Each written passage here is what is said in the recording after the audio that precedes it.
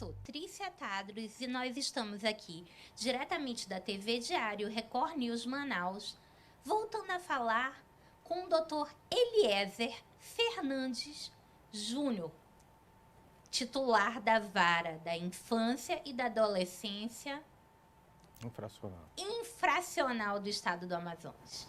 Dr. Eliezer, nós estávamos falando no primeiro programa a respeito do perigo que a internet exerce cooptando os menores para cometer essas infrações, né? Então, nós estávamos falando da questão do crime organizado, do tráfico, usar adolescentes como mula, né? Sim. Tanto através de viagem rodoviária, mas principalmente através das viagens aéreas. E isso não é brincadeira. Tráfico de droga é uma coisa muito séria, né? Aqui em Manaus, eu já estive, né, em voos onde no próprio finger, que é aquele corredor no caminho do avião, cães farejadores de madrugada ali trabalhando, né, farejando todas as malas, de mão inclusive, né, porque as pessoas achavam, coloco na mala de mão, amarro ao corpo. Isso. Existia gente inclusive que utilizava dedos de luvas para colocar a droga dentro e engolia aquela droga achando que não ia. Gente, você passa no aeroporto, você está passando um scanner, não é mesmo, doutor? Tudo que você ingeriu vai aparecer dentro. E outra coisa, se um pedaço de látex daquele se rompe dentro de você, você não tem salvação. Gente, isso é muito sério. Internet não é lugar de fazer negócios. Internet é um lugar perigoso, não é, doutor? Sim, nós temos também esse lado atualmente de jogos, onde adolescentes jogam muita coisa, jogam o dinheiro do pai, jogam tudo e chegam ao ponto de perderem tudo. E chegam ao ponto de cometer infrações para poder ficar, porque ficam na mão do traficante. Geralmente o traficante ele vicia o adolescente. Quando eles passam conosco, eles dizem logo, eu estou viciado. Eu digo, mas você vai ficar em abstinência, porque você vai ficar interno. E quando eles ficam em abstinência, eles têm um acompanhamento psicológico e tudo mais, é o tempo que eles falam. Eu fiquei por causa que eu precisava, eu não conseguia mais sair disso. E cada vez, assim como a prostituição também de adolescentes, cada vez devem mais ao traficante, ao cafetão também. A gente vai já falar da prostituição no segundo bloco, mas vamos falar dessa questão desses joguinhos. Esses joguinhos, gente, jogo do tigrinho, jogo... Tá, os jogos estão proibidos aqui no Brasil, teoricamente, desde o governo de Eurico Gaspar Dutra, certo? Certo. Só que, na verdade, o sujeito abre um CNPJ numa ilha qualquer que ninguém imagina e esses jogos estão liberados na internet. Na internet, são liberados. Então, a internet trouxe de volta o que já estava fora do dia a dia de todo mundo há muito tempo, mas trouxe de uma forma mais grave, porque antigamente você passava na frente do cassino, você sabia que aquele era um lugar que não ia poder entrar criança, que não ia poder entrar adolescente, que não ia... Hoje, você não sabe, qualquer criança com um celular pode acessar um mundo muito perigoso, né, doutor? Sim. Fala um pouco aí pra gente. Existe essas, eu posso dizer que empresas, né? Empresas não só nacionais como internacionais, que eles fazem com que a pessoa entre nessa situação e em muitos casos as pessoas já começam também a entrar como você tem ali disponível muitas vezes contas bancárias de pai, de mãe e tudo mais, o adolescente começa a cometer certos tipos de crimes, que é no caso você entrar e começar a fazer transferências, coisas assim, da conta do pai, da mãe. E quando você vê, você desgraçou a família. Nós tivemos um caso que foi agora em Maceió, na semana passada. Uma moça de 35 anos, ela se suicidou por causa dos jogos. o marido tinha deixado alguma Que coisa risco, nesse hein? sentido, deixou, parece que ele se separou, o marido morreu, mas deixou uns bens para ela, deixou 2 casas, carro, e ela perdeu tudo nesses jogos. Ela começou a vender as coisas para ficar jogando. Mas aí a gente está falando de um adulto, né? É, sim. E as crianças que seguem esses influenciadores, crianças, eu generalizo, crianças e adolescentes e jovens, que seguem esses influenciadores digitais, que se dizem influenciadores e influenciam para o mal, Sim. né? Que ficam sendo pagos por essas empresas, geralmente de fora do país, né? Que vendem jogos e os influenciadores passam o dia inteiro fazendo propaganda. Que ficaram ricos, que ficaram bem de vida, que todo mundo ganha dinheiro com isso. E é rápido, e eu aqui no shopping gastando dinheiro que eu acabei de ganhar no jogo do tigrinho, do não sei o quê, e eu aqui comemorando o dinheiro. Doutor, não existe nada que a justiça possa fazer com relação a isso? Existe, né? Mas o que acontece? Quando você tem essas empresas, você geralmente isso aí, são empresas de fora. Porque a internet ela te permite você acessar bancos de dados, coisas diferentes de outros países. Mas os influenciadores que Sim. são daqui, Aí eles sim. são Poderia por ser. analogia, comparados a um receptador, Sim. né? Eles estariam cometendo um crime a partir do momento que eles estão influenciando essas pessoas para cometerem crimes, né? Como eu vejo também no caso da prostituição. Uhum. Meninas, por exemplo, meninas que são prostituídas porque as influenciadoras mostram que tem carrão e tudo mais e mostram que elas saem com homens, que fazem coisas, Não, e programas e tudo mais. várias influenciadoras que se autodenominam sugar babies, né? Isso mesmo. E influenciam aquelas meninas que aquilo é que é profissão. Gente, pelo amor de Deus, se isso é profissão, como dizem, a mais antiga do mundo, ela pode ser a mais antiga, mas não é a mais longeva. Porque a vida média de uma pessoa na prostituição é muito curta, não é, doutor? Assim como o que usa drogas. Sim. Você não envelhece dificilmente, porque se você não tiver morrer de uma overdose, alguém vai te matar. Gente, vocês já viram algum usuário de drogas chegar à idade adulta? Chegar a ser velho? Não existe. Só existem 2 caminhos. A droga, é o que eu falo pra vocês, só leva a 2 caminhos. Um deles é o cemitério, o outro a penitenciária. Isso. Agora, um jovem, um adolescente que começa nesse crime em tenra idade, ele não vai chegar Não chega. à fase adulta, né, doutor? Não, até porque quando o adolescente ele passa para a fase adulta, que alguns casos que nós já pegamos, por exemplo, porque eu trabalho na audiência de custódia também. Sim. Então, às vezes eu digo assim, esse adolescente passou comigo. Uhum. Né? Eu digo, você não passou? Ele sim, e você veio para a fase adulta, agora você vai para a penitenciária. Antes ele era para internação e nós tentamos tratar e tudo, e a gente vê assim que nós fizemos um trabalho tão bom e tudo mais, ou não deu certo, né? A gente se sente assim que não tivemos o êxito que deveríamos ter. Mas, na verdade, porque é isso, a falta de estrutura, a falta de políticas públicas, nós precisamos disso, uma coisa muito forte. Nós precisamos de segurança pública no estado do Amazonas, assim como no Brasil, né? As coisas são difíceis. Mas, doutor, deixa eu lhe perguntar uma coisa rapidamente, antes de nós irmos para o próximo bloco. Eu acho que a alternativa para o vício é não se viciar. Sim. Porque depois que se vicia, o poder público pode investir o que for. Sim. É muito difícil. Muito difícil uma sair. pessoa sair do vício. Muito difícil. Né? Então, eu digo assim, não prove um cigarro, porque um cigarro vai te viciar. Da mesma maneira que você não pode provar um cigarro, você não prova outra droga, porque é um caminho sem volta. É um caminho sem volta. Eu vou pedir um minutinho de comercial e a gente volta já já falando sobre a Operação Chapa Quente.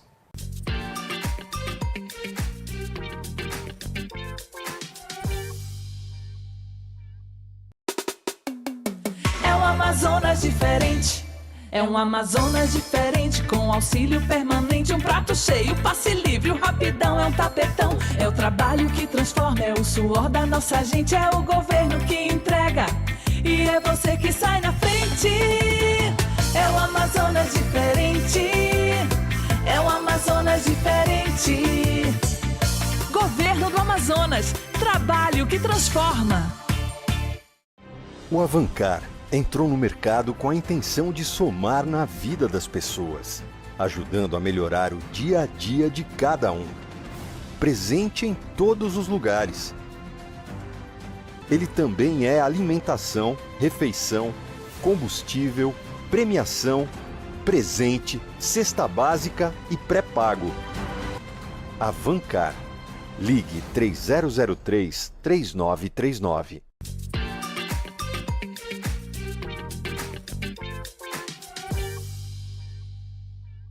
Voltando aqui nessa entrevista com o Dr. Eliezer Fernandes Júnior, juiz titular da Vara da Infância e Adolescência Infracional do Amazonas. Vamos falar um pouquinho da Operação Chapa Quente? Vamos sim, né? Então, o que significa a Operação Chapa Quente? Na época do boi, é necessário. O que é o boi, quando a gente fala do Festival Folclórico de Parintins? Não só não é no Amazonas, ou em Manaus, na verdade. Ele vai de Manaus a todo o estado, né? Então, quando a gente faz a Chapa Quente, nós aqui do Juizado da Infância e da Juventude, juntamente com os outros órgãos, que é a Sejusc, os bombeiros, a Marinha. E o que é a Chapa Quente? Nós vamos colocar balsa no meio do rio, onde os barcos que saem daqui, eles são fiscalizados acerca, desde da situação do número de coletes, quem está a bordo, se as crianças e adolescentes estão autorizados ou não a irem, com autorização dos pais ou judicialmente, através do Juizado da Infância e da Juventude Fracional. Se os bombeiros vão verificar a situação do barco em si também, se tem extintor de incêndio, tudo mais. Então é uma fiscalização. Sim, excesso de passageiro. Se tem colete salva-vidas para todo mundo. Tudo isso é visto. E até a situação se ele está documentado pela capitania para navegar. Então tudo isso é visto nessa Chapa Quente. E o que acontece? Nesses anos todos, nós estamos vendo que está diminuindo até o número de problemas. Antigamente, o número de crianças que voltavam dos barcos era muito alto. O número de meninas que estavam sendo... Às vezes, nós tivemos um caso ano passado, que esse ano eu estava dizendo, vamos prestar bem atenção na hora de autorizações. Porque eu dizia assim, não, esse maior vai levar adolescente. Mas o maior, às vezes, é o que explora aquela adolescente. Como eu peguei em Parintins ano passado, uma menina de 13 anos que estava sendo estuprada, que eu mandei de volta. Ela era estuprada, mas o adulto era namorado dela. E levou como se fosse o responsável dela. Gente, o responsável, ele não pode ser um adulto qualquer. O responsável é o responsável legal pelo aquele menor. É isso. Ou então que você vai autorizar o pai e a mãe dizer, vai com o tio, vai com alguém que eu conheço, que a família conhece. Mas nem sempre é assim, dessa forma, né? Então, essa parte da Chapa Quente é justamente isso. Para coibir o abuso sexual que tem em Parintins e tudo mais. Mas um festival desse, o número de barcos, o número de pessoas de fora. É porque altera tudo, né? Altera o número de barcos. A cidade não tem uma estrutura tão grande assim. A cidade vira uma terra meio de muita gente nova. Não tem como as pessoas saberem quem são exatamente aquelas pessoas que estão entrando ou saindo com aquelas crianças, aqueles menores, né? A gente via antigamente muitas jovens, adolescentes, serem cooptadas durante o festival para prostituição, né? E saírem de Parintins e serem levadas para outros lugares, né? Não só para Manaus, mas para outras capitais, para fazerem a vida. E a família ficava desesperada, né? Porque chegava turista do mundo inteiro. Do mundo inteiro. E levavam mesmo. E a prostituição hoje não é só feminina, existe a masculina também. O número de violência sexual, até que eu vejo, aumentou muito. É mais meninos hoje que são violentados. Né? O número de meninos que passam conosco. Nós temos assim, a situação. no Amazonas, no Amazonas não, na justiça é assim.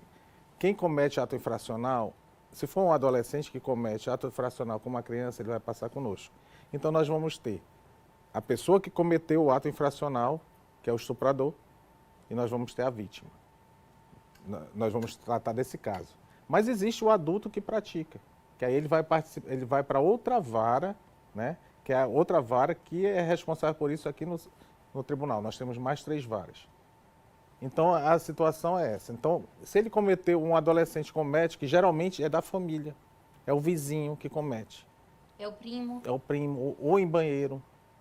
Isso é muito comum em banheiro banheiros da cidade. De locais públicos, isso, né? O famoso banheirão, é um né? banheirão, né? Nós estamos tendo problemas com isso. Nós vamos começar a fazer fiscalizações também nisso. Nós estamos fazendo fiscalizações em motéis, hotéis, bares. Mas motéis e hotéis não tem que se identificar, né? Preencher a ficha e tudo? Sim, eram para ser. Mas quando nós pegamos uma situação, acho que há um mês a coisa aconteceu, que era um homem de 50 e poucos anos com uma menina de 13. Mas a menina era, na verdade, colocada para lá, na prostituição e tudo mais, agenciada pela própria mãe. Que eu prendi tanto a mãe como o rapaz e foi todo mundo preso. E a menina mesmo denunciou. Hoje aconteceu a mesma coisa. Gente, o que está acontecendo com essas mães, hein? As mães que são... Seria a proteção. A proteção, o que está acontecendo com... De onde estão surgindo Moniques, né, que é a mãe do Henri Borel, né? Isso. Essas mães que prostituem as filhas, colocam as filhas na prostituição, mães que viciam as filhas, né? Que coisa maluca, né? É. Isso aí é um estado que a gente tem visto mais atualmente, é isso. É que o narcisismo, as pessoas são narcisistas, né? Tem muita gente narcisista que comete isso aí. Geralmente são os narcisistas. Mas é impressionante. Que eles não têm aquele sentimento, não têm aquele amor. Será que depois não tem a empatia. Será que depois dessa questão da exposição nas redes sociais, esse narcisismo brotou com tudo? Já tinha muitos casos. Mas agora as pessoas já estão entendendo mais o que significa. Né? E a gente vê, por exemplo, alguém mata...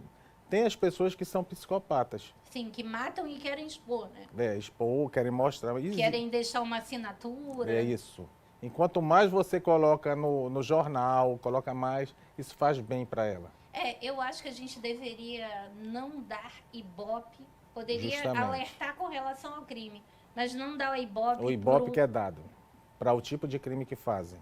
O autor, diria eu, porque isso. O psicopata... O narcisista, mas o psicopata, sobretudo, ele quer ser holofotes. visto, né? Ele quer holofotes. Então, acontece muito isso. Muitos deles viram celebridades, né? Sim. As celebridades são como se fosse... É a inversão de valores que nós estamos vivendo na sociedade. Onde quem faz o bem não é elogiado, mas quem faz o mal ou quem faz algum tipo de coisa que é banal é elogiado. Uma pessoa que estuda muito não vai ser elogiada, mas uma pessoa que faz alguma coisa na internet, ela pode ser o símbolo da coisa, o exemplo, ela passa a ser um mito. Né? Tem tudo isso. E isso só se resolve começando na família, né, doutor? O começo é na família, o que eu vejo, uma estruturação de família, uma estruturação de segurança pública, porque a partir do momento que a gente começar a ter também policiamento, nós tivermos a segurança que nós vamos estar, nossos filhos vão estar bem em qualquer lugar que nós formos, nós também vamos estar protegidos. Isso é importantíssimo. Então eu vejo que tudo começa também na família, mas também externamente a gente precisa do Estado. Claro que precisa do Estado, mas quando o senhor me diz que o grande número de estupros Sim. é causado por familiares, Sim. por vizinhos, a gente vê que realmente a família tem que estar muito mais atenta. Tem que estar atenta. A família tem que estar atenta. Porque a família que deveria ser um lugar de proteção, de segurança. E o que nós temos feito, assim, o juizado, pelo menos, eu dou muitas palestras acerca disso, em escolas, eu estava fazendo um projeto desse, né? E tem outros projetos que a gente quer colocar sobre isso. eu estava querendo colocar um projeto de drogadição na cidade de Manaus. Onde Drogadição é vício de droga, gente. Sim. Né? Desculpa, não, traduzindo para o... Sim. Então, no caso, o que é visto hoje em Manaus sobre drogas, né? Sobre o tratamento de drogas. O adulto, ele tem tratamento de drogas. Ele tem a Fazenda da Esperança, ele tem lá o CIDQ, né? Dependentes químicos. Mas o adolescente, ele não tem tratamento. Nós não temos lugar. Nós tínhamos 10 vagas no CRDQ, mas tiraram as nossas 10 vagas. Porque lá tem mais adultos. Aí já tinha a situação sexual, de o adolescente se envolver com o adulto que está lá interno e tudo mais, e aí tiraram. Por favor, nossos amigos queridos da Fazenda da Esperança. Ajudam muito. Primeiro, nós pedimos, foi aberta aqui a Fazenda da Esperança masculina, depois pedimos, abriram a Fazenda da Esperança feminina. Vamos abrir a Fazenda dos adolescentes, por favor. Né? Se eles forem atendidos na adolescência, eles não chegarão à idade adulta. Sim. Viciados, né? Mas aí ele tem que querer também, né, o tratamento. Mas a única coisa que a Fazenda da Esperança pede, doutor, a Fazenda da Esperança não exige absolutamente nada, não é muito. pago. Mas ela pede uma única coisa, que aquele adicto, que é o viciado, que ele escreva uma carta de próprio punho, dizendo que ele não aguenta mais e que ele precisa de ajuda. Porque não adianta você levar um adicto, um viciado, para tratamento, se ele não quiser. Se ele não quiser, essas unidades, elas não têm força policial. Ele vai fugir. Ele vai, né? Aí falam, porque a Cracolândia, que graças a Deus ainda não chegou nos níveis que existem em outras capitais, de São Paulo, o governo não faz nada. Gente, o governo, ele pode ajudar, mas sim, aquelas pessoas que estão ali, naquela condição, elas não aceitam internação, elas não aceitam tratamento. Enquanto elas não aceitarem, elas vão fugir quantas vezes forem necessárias, elas vão fazer qualquer coisa para ter acesso à droga, e não existe governo que dê conta disso. Isso não é no Brasil, isso não é em São Paulo, isso é no mundo inteiro. Existe Cracolândia em Seattle, existe Cracolândia em Los Angeles, existe Cracolândia no Canadá, existe Cracolândia na Europa. Né? A questão, eu volto a perguntar, a questão é a prevenção, né, doutor? É a prevenção, é você ter conhecimento, os pais terem uma estrutura para isso, para orientar os filhos. Quando não conseguirem orientar, nós temos que fazer um trabalho com a escola. A escola começar a orientar. A escola tem o PROERD, né, doutor? Tem. A maioria das escolas tem o PROERD. Só que os pais que são de outra época, eu, por exemplo, eu desconheço droga. Eu não tenho conhecimento para, se um amigo de um filho chegar em casa com alguma droga, eu não tenho conhecimento para saber identificar. Né? Eu acho que seria muito importante, muito necessário que instruíssem os pais também. Porque nós somos de uma outra geração que, se havia droga, era longe da gente. E também as drogas hoje são outras, né? Eu ouvi falar pela primeira vez de ketamina, o senhor me perdoa, Sim. mas agora. Sim. Entendeu? Um dia eu encontrei no meu carro uma coisinha de plástico que eu jurava que fosse um marcador de texto.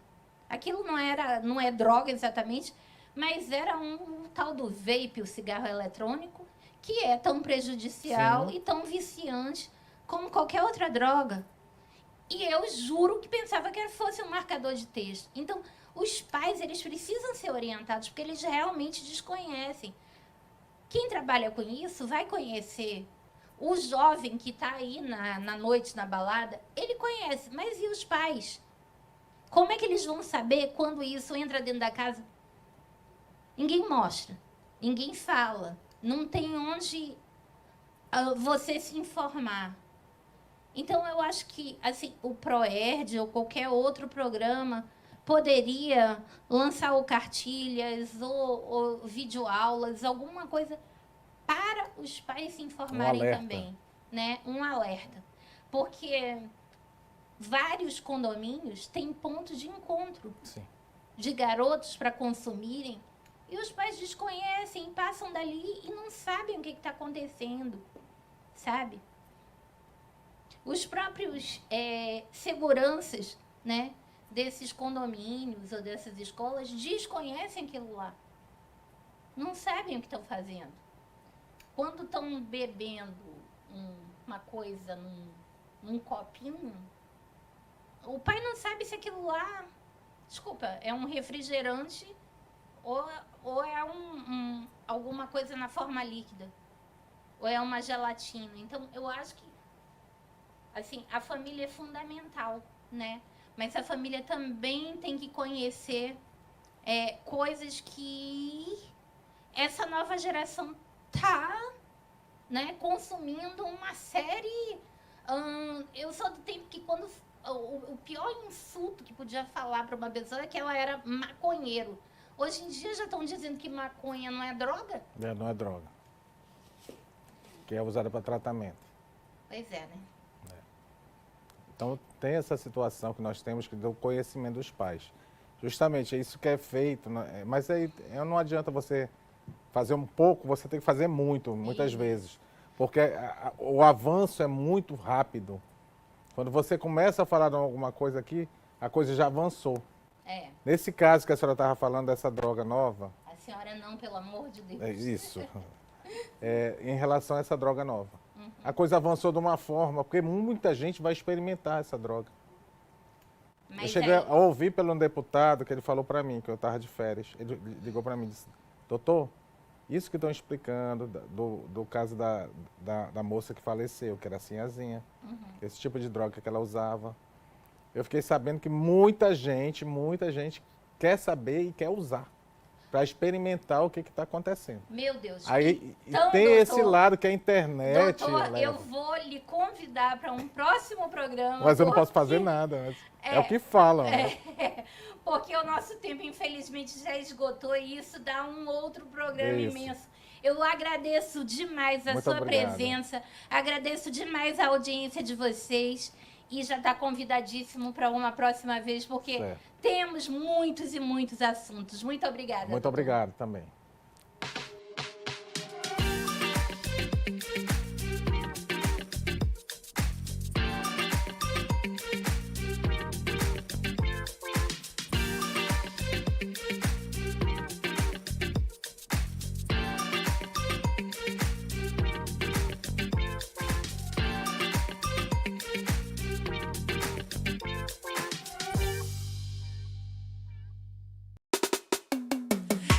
Amazonas diferente, é um Amazonas diferente, com auxílio permanente, um prato cheio, passe livre, o rapidão é um tapetão, é o trabalho que transforma, é o suor da nossa gente, é o governo que entrega, e é você que sai na frente, é o Amazonas diferente, é o Amazonas diferente.